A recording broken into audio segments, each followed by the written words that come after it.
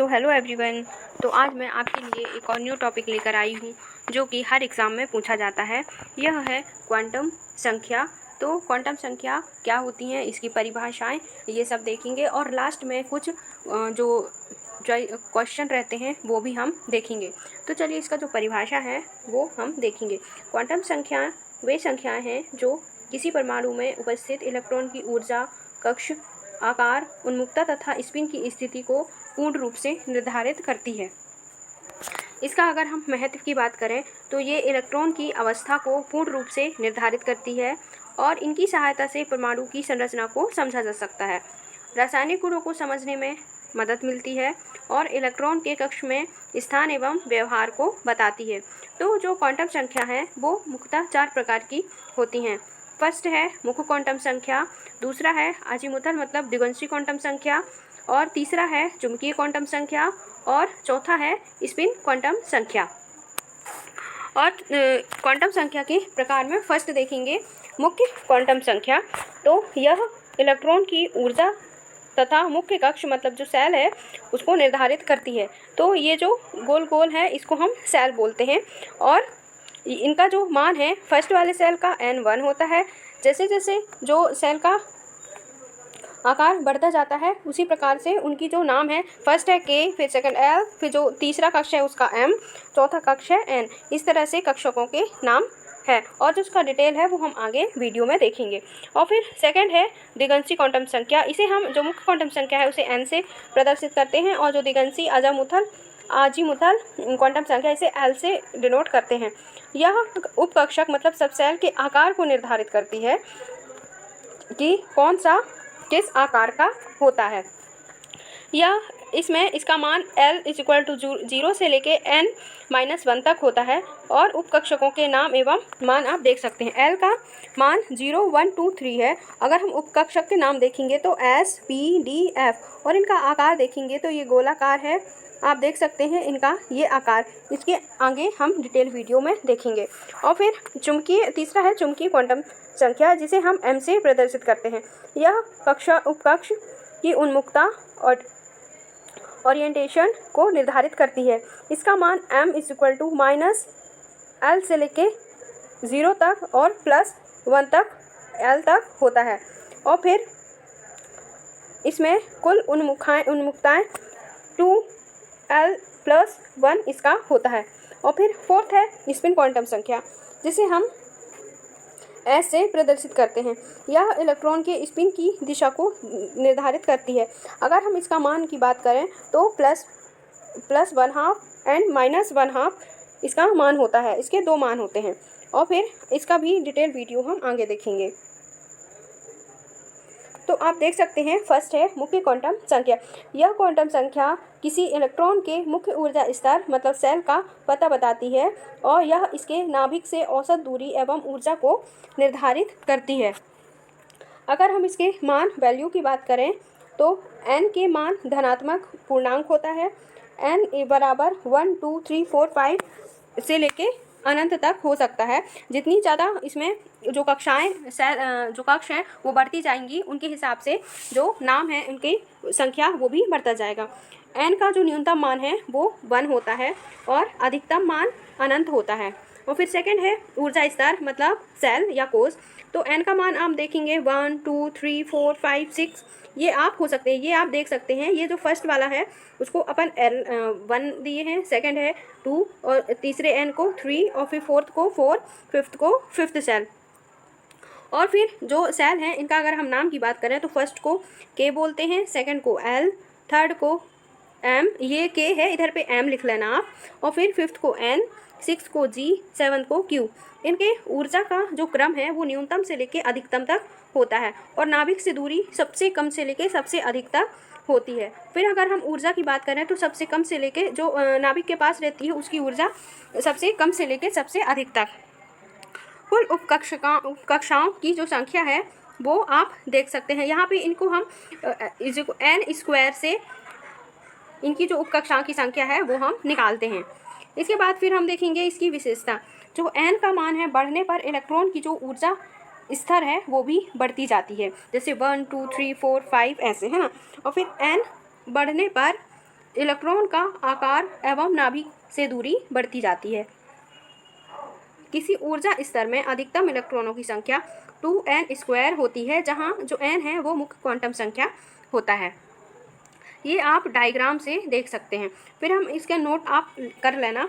यह संख्या इलेक्ट्रॉन की ऊर्जा, आकार और दूरी को निर्धारित करती है। यह संख्या ऑर्बिटल के आकार को नहीं बल्कि उसके ऊर्जा स्तर को दर्शाती है। और फिर सेकंड है दिगंशी क्वांटम संख्या या कक्षीय क्वांटम संख्या। इसे हम L से डिनोट करते हैं। यह क्वांटम संख्या यह बताती है कि कोई भी इलेक्ट्रॉन किसी ऊर्जा स्तर मतलब कि n के अंदर किसी उपकक्ष मतलब सबसेल में स्थित है।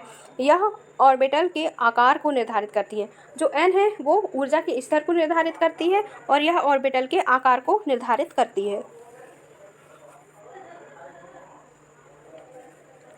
तो अगर हम इसकी मान वैल्यू की बात करें तो किसी भी दिए गए n के लिए L का जो मान है वो 0 से n-1 तक होता है। अर्थात जैसे L का मान 0 है, 0 से लेके n-1 तक होगा और उपकक्षकों की जो कुल संख्या है वो n के बराबर ही होती है।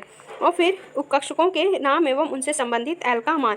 तो L का मान हम अपन जानते हैं 0 से लेके n-1 तक होता है। तो 0, 1, 2, 3 एंड 4। तो उपकक्षक के नाम 0 है तो S, 1 को P, 2 को D, 3 को F एंड 4 को G।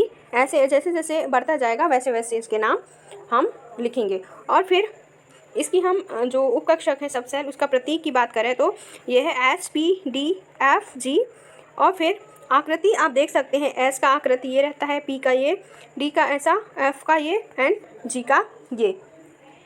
और फिर विभिन्न n के मानों के लिए L के मान का मान तथा जो उपकक्षाएं आप यहाँ देखेंगे। तो n का मान है 1, 2, 3, 4, 5, 6 ये है ना। और इसके बाद फिर L का जो मान है 1 के लिए हमेशा 0 होता है और उपकक्ष सबसेल इसमें S सबसेल होता है और इसमें उपकक्षों की संख्या 1 होती है। और फिर n का मान जहाँ 2 है वहाँ पे L का मान 0 और 1 होगा। इसमें हम उपकक्षाएं जो S और P दोनों होती हैं और इसमें उपकक्षकों की संख्या 2 होती है, मतलब S और P। और फिर n का मान अगर हम 3 है तो L का मान 0, 1, 2 होगा और इसमें उपकक्षाएं की संख्या भी 3 होगी, है ना। S, P, D। इसके बाद फिर n का मान अगर 4 है तो 0, 1, 2, 3 हम इसका L का मान लेंगे। तो इसमें अगर उपकक्षाओं की बात करें तो S, P, D, F और उपकक्षाओं की संख्या 4 होगी। इसी प्रकार से जो 5 है उसमें 0, 1, 2, 3, 4 होगा।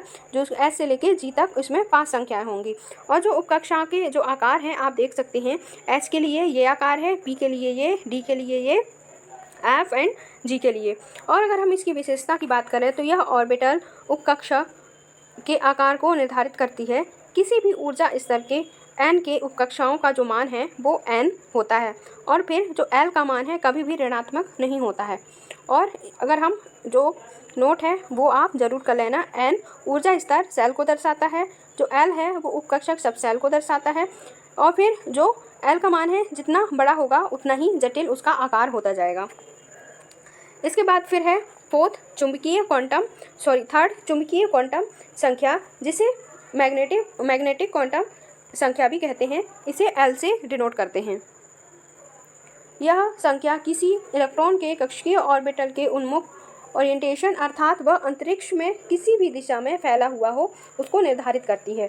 अगर हम इसकी मान की बात करें तो यदि किसी उपकक्षा का जो दिगंशी क्वांटम संख्या है उसका मान n है, L है मान दिया है, तो जो n का मान है -1 से 0 तथा +1 तक होगा, या तो फिर आप L भी लिख सकते हैं।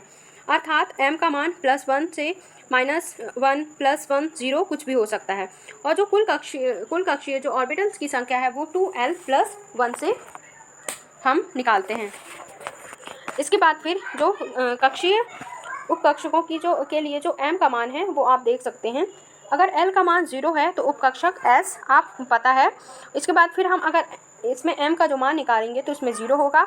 1 के लिए +1 0 -1 0 +1 इसमें होंगी 3। जो कक्षीय की संख्या है वो आप देख सकते हैं 2L + 1, मतलब जो L की वैल्यू कितनी है यहाँ पे आप इसको रखेंगे। इसके बाद फिर 2 मतलब 2 एकम 2 और +1 मतलब 3। इस तरह से ये आप सारे निकाल लेंगे। और फिर उप कक्षकों में कक्षीय की दिशाएं जो कि m के अनुसार, ये आप देख सकते हैं S, P, D और F, इनके लिए ये सारी जो मतलब किस हिसाब से कौन सा जो ऑर्बिटल है वो होगा, ये सारी इसकी डायग्राम दिए हुए हैं। और फिर m अंतरिक्ष में कक्षीय के उन्मुख को दर्शाता है। किसी निश्चित L के लिए कक्षीयों का जो अधिकतम मान है वो 2L+1 ही होती है। इसके बाद फिर फोर्थ है स्पिन क्वांटम संख्या। यह संख्या इलेक्ट्रॉन के अपने अक्ष पर घूर्णन मतलब स्पिन की अवस्था को दर्शाती है। इसमें इलेक्ट्रॉन अपने अक्ष पर दो ही दिशाओं में घूम सकता है। और फिर इसका अगर हम मान की बात करें तो m के जो केवल दो ही मान होते हैं, इसको हम s से प्रदर्शित करते हैं। इसके केवल दो मान होते हैं, +1/2 और -1/2, जो कि एक ये आप देख सकते हैं इसका मान स्पिन अप होता है और एक होता है स्पिन डाउन। ये इसकी दिशाएं हैं, आप डायग्राम से देख सकते हैं। इसके बाद फिर इलेक्ट्रॉन विन्यास में स्पिन का नियम। अगर जब आप इलेक्ट्रॉन विन्यास करेंगे तो स्पिन का जो नियम है वो आप देख सकते हैं। पाउली अपवर्जन सिद्धांत के अनुसार किसी परमाणु में कोई भी दो इलेक्ट्रॉन चारों क्वांटम संख्या n, l और फिर m, s में समाप्त नहीं हो सकते। उदाहरण के लिए जैसे हम s की वैल्यू लेंगे जिसमें हम दो इलेक्ट्रॉन भर सकते हैं, एक अप और एक डाउन, मतलब +1 और +1/2 एंड -1/2।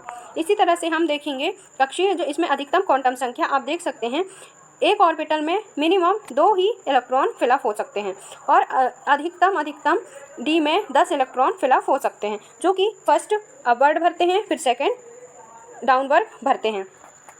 इसके बाद फिर हम यहाँ पे कुछ क्वेश्चंस देखेंगे, तो आप देख सकते हैं ये कुछ अति महत्वपूर्ण क्वेश्चन हैं। जो ऑब्जेक्टिव टाइप क्वेश्चन है वो ये हैं।